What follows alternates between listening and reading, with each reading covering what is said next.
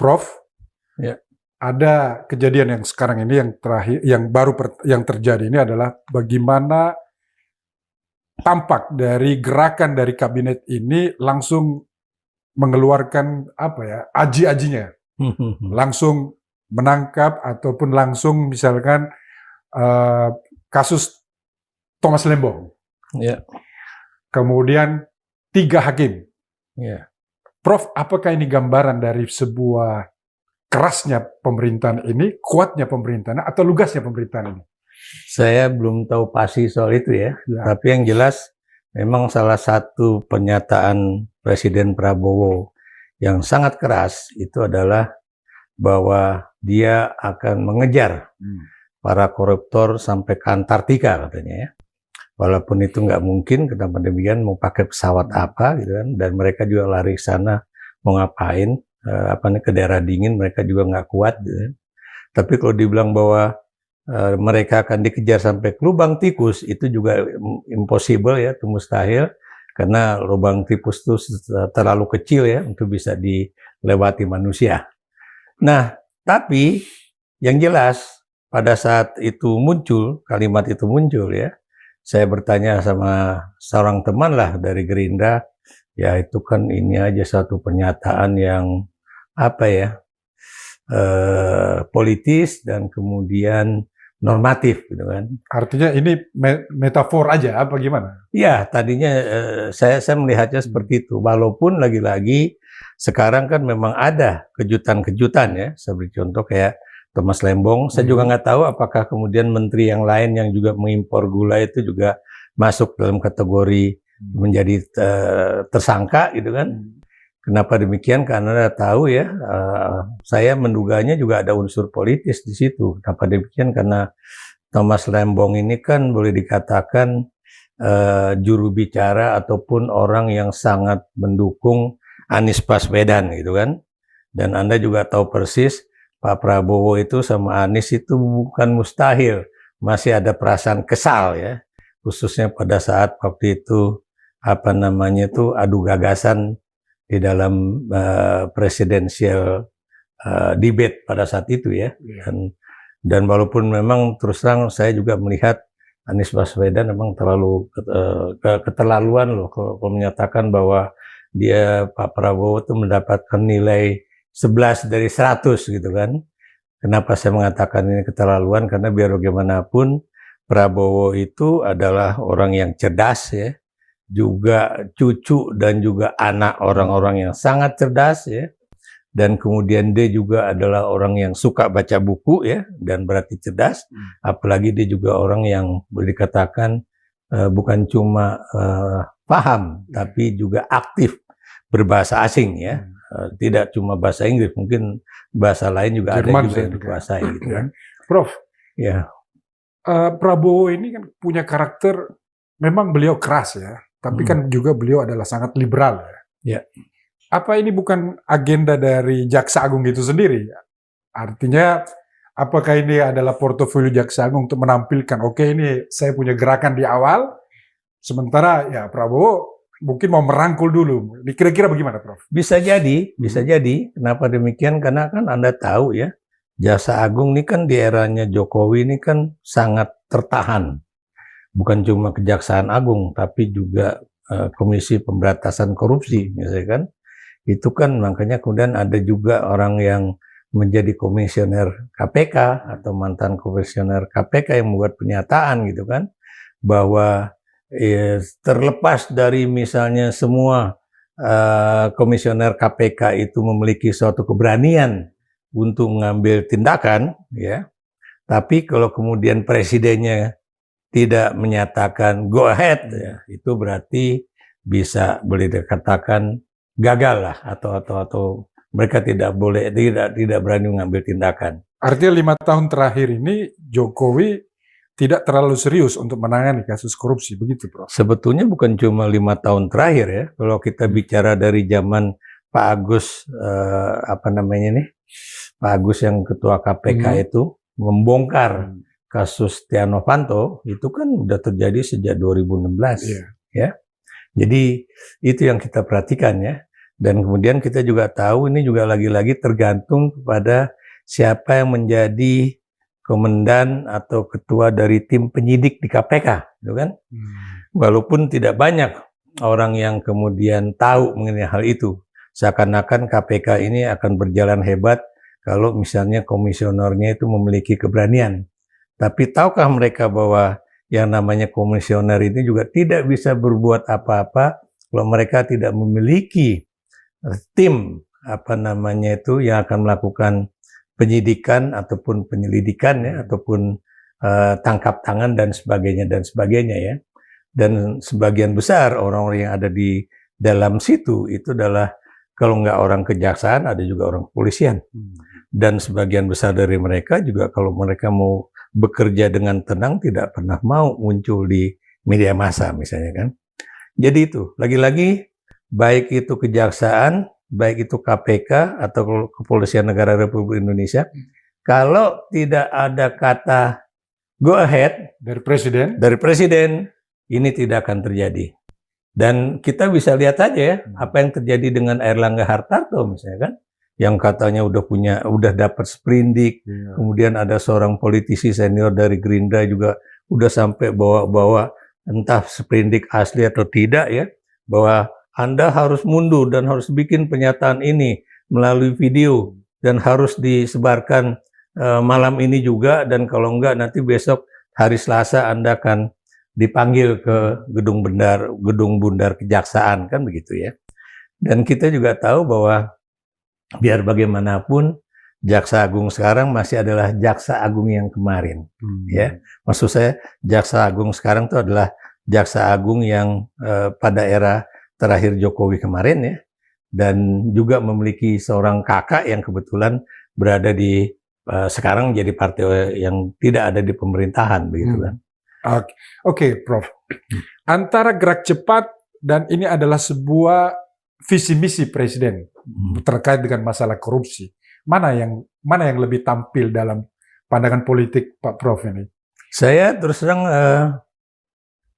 mendukung gerakan dari apa yang dilakukan oleh kejaksaan tersebut ya.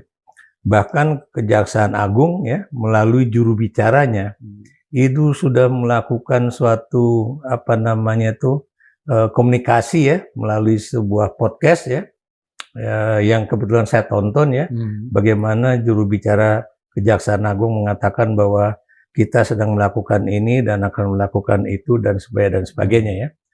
Makanya saya beberapa hari yang lalu ya, ketika mendengar soal ada mantan anggota Mahkamah Agung ya, atau petinggi Mahkamah Agung ya, saya lupa namanya Zakrof atau nggak salah, yang adalah Sekjen PSSI kalau nggak salah ya.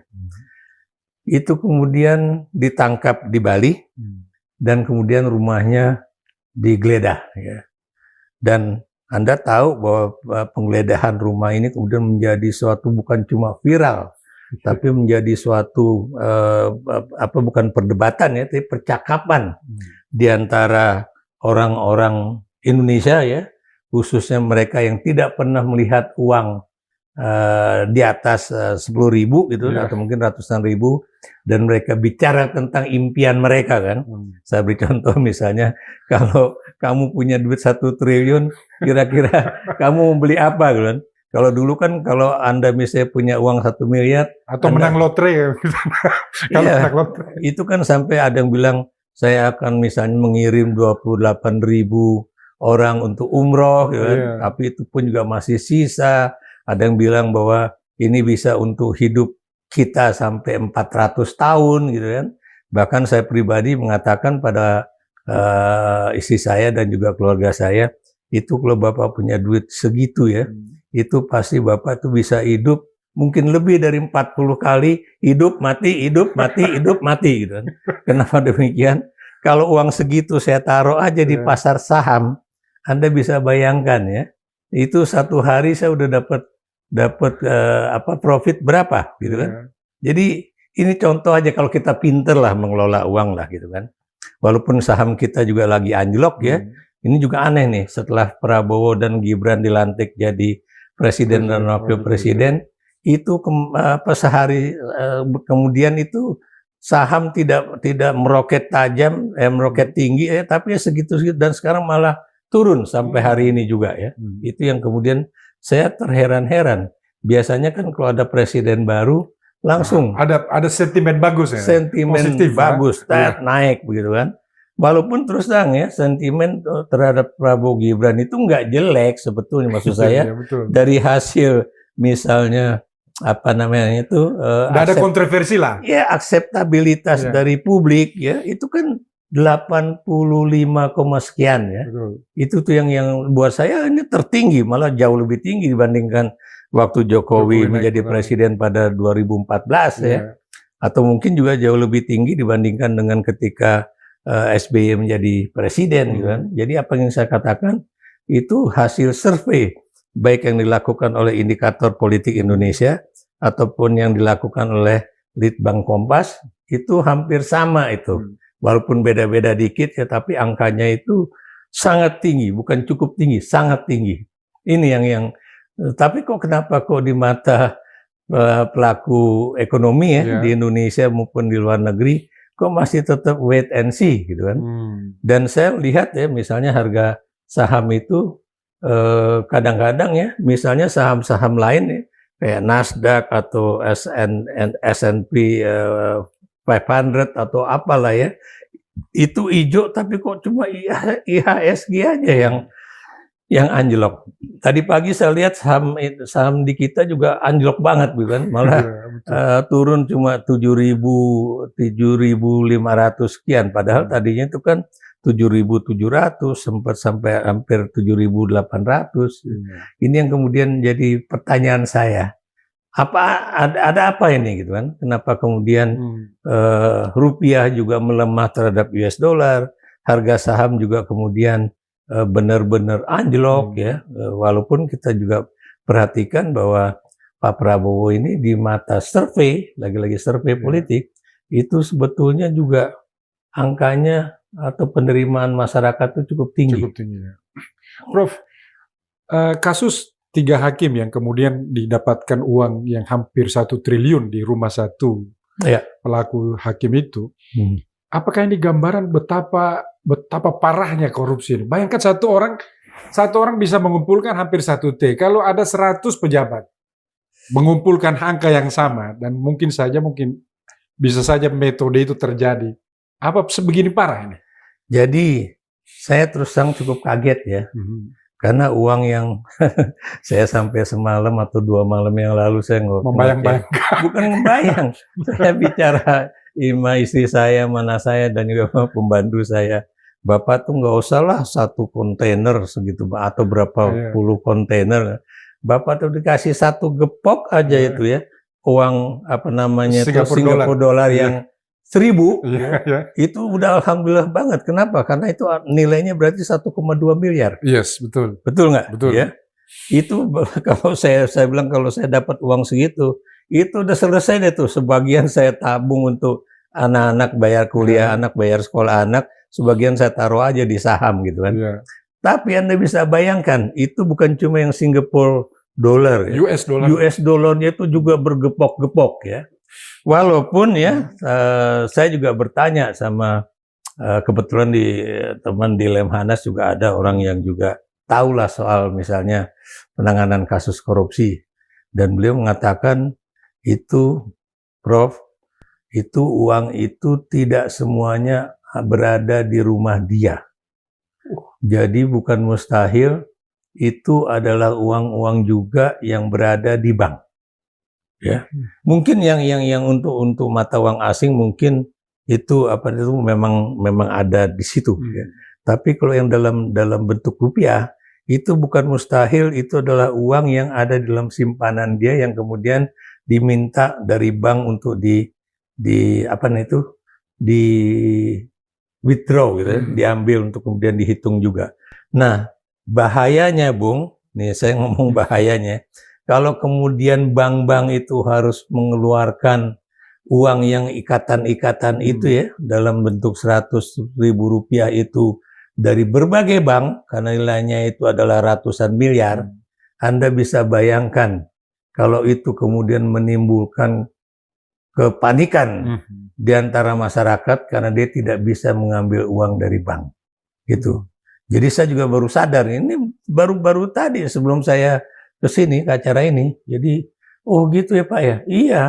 Jadi itu tidak semua ada di rumah dia. Bisa aja itu berasal dari yang harus diambil dulu dari bank dan kemudian dinilai. Dan itu juga tidak semuanya adalah milik dari sang hakim tersebut ya. Itu bisa aja karena dia adalah seorang broker, itu memang adalah uang-uang yang juga belum dia transfer atau dibagi-bagikan kepada orang-orang yang seharusnya menerima. Tapi pernyataan Anda itu benar ya. Kalau itu dari satu orang di Mahkamah Agung aja nilainya seperti itu, can you imagine ya? Kalau kemudian yang melakukan hal semacam itu banyak ya. Taruhlah 10 ya. Anda bisa bayangkan kalau 10 ya dengan nilai yang kita tahu kemarin itu kan ada 920 miliar ya. Mendekati 1 triliun ya. Anda bisa bayangkan kalau kemudian itu ada 10 pelaku, berapa triliun itu yang kemudian berada di rumah-rumah masing-masing orang dari Mahkamah Agung itu ya. Belum lagi, dan itu cuma Anda lihat ya bahwa itu kan ada kasus yang katanya dia 10 tahun menjabat gitu. Walaupun saya juga berani mengatakan bahwa sebagian dari itu kan juga adalah kasus Surabaya. Ya, kasus bagaimana seorang, saya nggak tahu kalau nggak salah anggota, janjian teman Anda dulu anggota DPR juga itu yang anaknya kemudian terlibat dalam kasus pembunuhan itu kan, yang kemudian divonis bebas gitu kan. Divonis bebas. PKB mungkin. Saya nggak tahu partainya, tapi yang jelas kalau nggak salah anak itu adalah anak dari anggota DPR, entah DPR atau DPRD ya, DPR kalau nggak salah ya. Nah kalau kemudian dia mengeluarkan uang sampai ratusan miliar, can you imagine gitu ya, itu berapa hakim yang dapat ya.